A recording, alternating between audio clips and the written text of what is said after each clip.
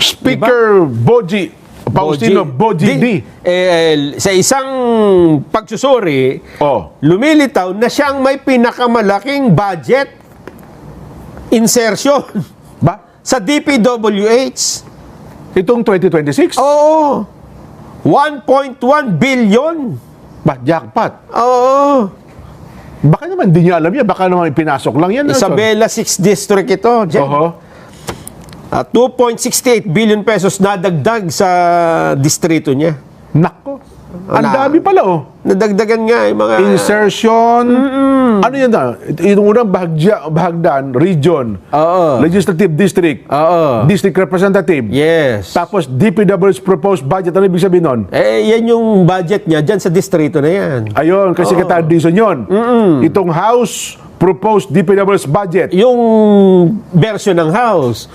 So, halimbawa, yung kay Boji D, from 1.1, naging 3.7, Jen. Nako. Billion. So, ang naging insertions daw sa kabuuan, 2.6, 2.68. nako. Ibig sabihin, ang pinopose lang ni Secretary Dizon, 1.1.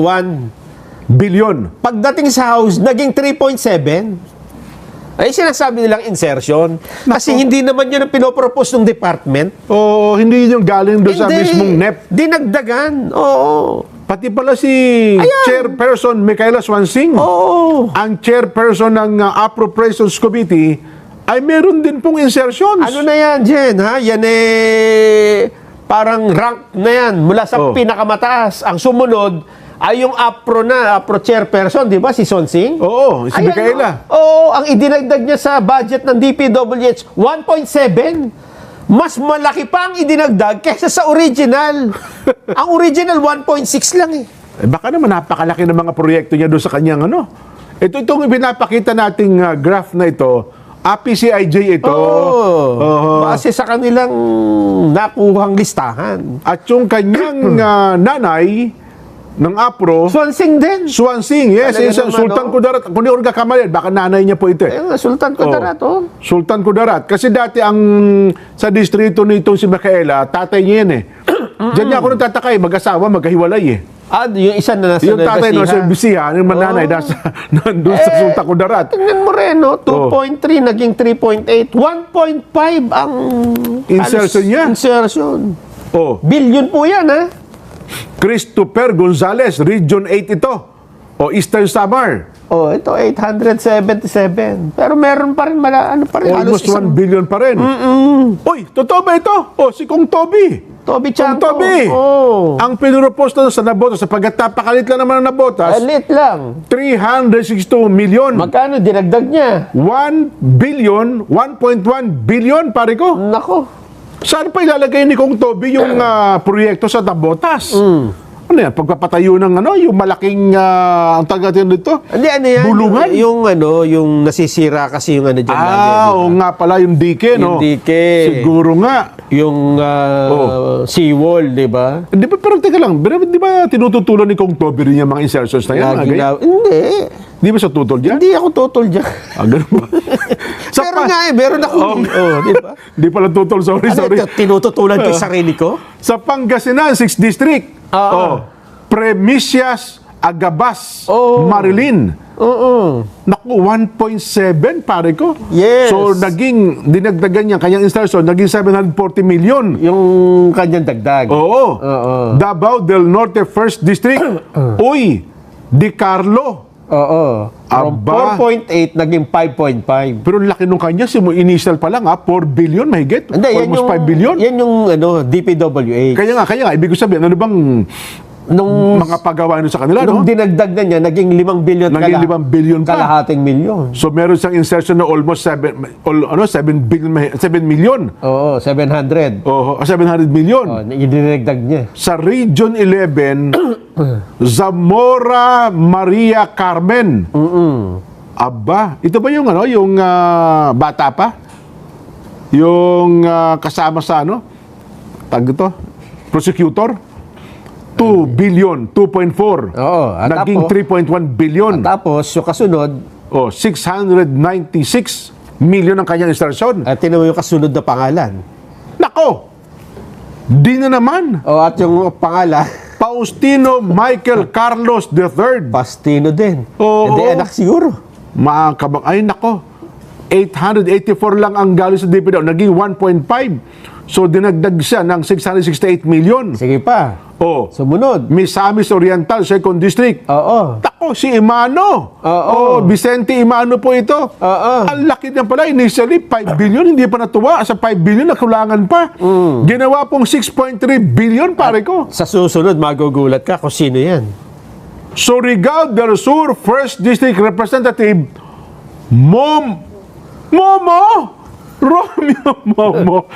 2 billion na, sir. Ang inyo pong budget dyan, 2.7. Ang laki na eh. Hindi pa kayo natuwa. Ginawa nyo pang 3.2 billion. Oo. Nagdagdag pa po kayo ng 470 million.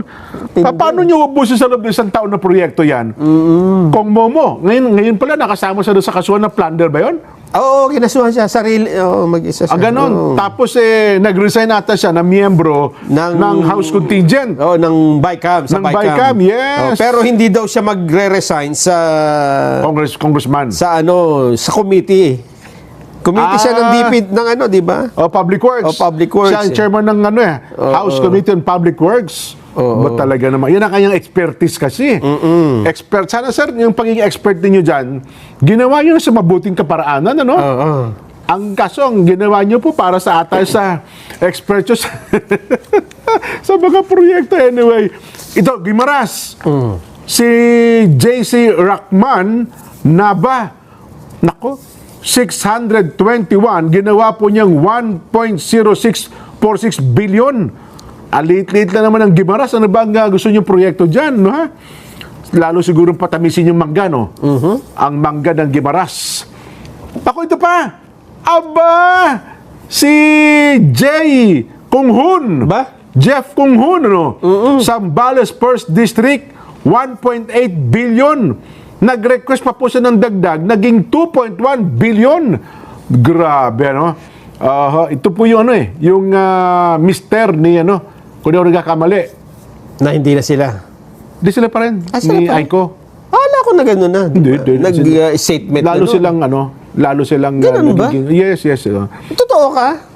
Oo. Hindi. Sige. I-research ko, ha? Kasi nabasa ko na yan, eh. Hindi, close sila eh. Kasi nung interview pa nga ni Aiko si Senador Marcoleta, ang nag-request pa nga sa kanya si Jay eh. Pinadaan kay Jay Kunghun eh. Ganun ba? O baka naman iba yung Jefferson. Baka nga. Baka nga iba yung Jefferson sa 'di ba? Sino ba? Kasi tatay ata isa eh. Oo. Yung isa anak. Oo. Ay, baka nagkakamali tayo. Baka magkamali tayo ng pangalan. Ipakita mo pa direct. Sino next? Yung kay pagkatapos si Kunghun. After Kunghun ay Hindi, Jefferson to. Si Jay ang kay Aiko. Ayun. So, yun ang anak pala. Hindi ito. Yung Jefferson, ito ata yung tatay eh. Ayun. Isabela na naman. Go, Ed Christopher. 1.8 billion, pare ko. Tama, sabi ko na eh. Ended their nearly 8-year relationship in late 2025. Bago lang. Hindi mo ako basta ganyan. Ayan ang binasabi ko. Ngayon, totoo? Na, part ways na. Tinapos lang ang eleksyon? Yes. Oo. Mutual daw yan, yung kanilang, na yan. Kaya pala nung isang araw pa na yung miss call sa akin ni Aiko. Hindi ko naman nasagot kasi kako, baka mamaya magkasamaan pa kami ng loob ni Jay. Kasi taga-Sambales siya daso. Ayan naman taga-Sambales tayong dalawa eh. Oo. Pero sige, pagkatas na pa yan sa programa, Aiko, tatago. Makamusta man lang natin, ha? Buti ito, mga congressman dyan, may insertion. Oo. Mamaya, hindi naman congressman, bilyon-bilyon ang nakuha. Ganon? Oo. 7.1 billion pesos. Ayun. Matindi. Sino yung yung last? Baka sabihin Jen, yung pinutol nyo. tapusin natin. Yung dalawa. Yung may natitira pa. Isabela, Go Christopher, no? Isabela na naman eh. Oo. Bataan. Nako. Oo. Si Kong Roman Antonino. Antonino. Oo. 360. So, paano ito ngayon? Kung may insertions pa rin, Son? Eh bagay, again, naninindigan tayo, no? So, na wala namang masama talaga sa insertions Oo. sapagkat yan po ay amendments. Pero, Oo. tingnan natin yung project, Jen. Yan. Oo. Baka sabihin na sa atin, Jen, yan ho naman patutunayan namin sa inyo na yung proyekto na yan ay ito talaga naman totoo. At paano nakalusot? Oho. Di ba sa... Mukhang... Di ba, ibig sabihin pinayagan eh. O, yun na nga, yun na nga. Dahil mukhang yan ang pinagtalutan noong nakaraan eh. Kaya hindi sila magkasundo-sundo. Di ba sabi nga nung... sino ba yung congressman na hinahanap namin yung proyekto namin eh.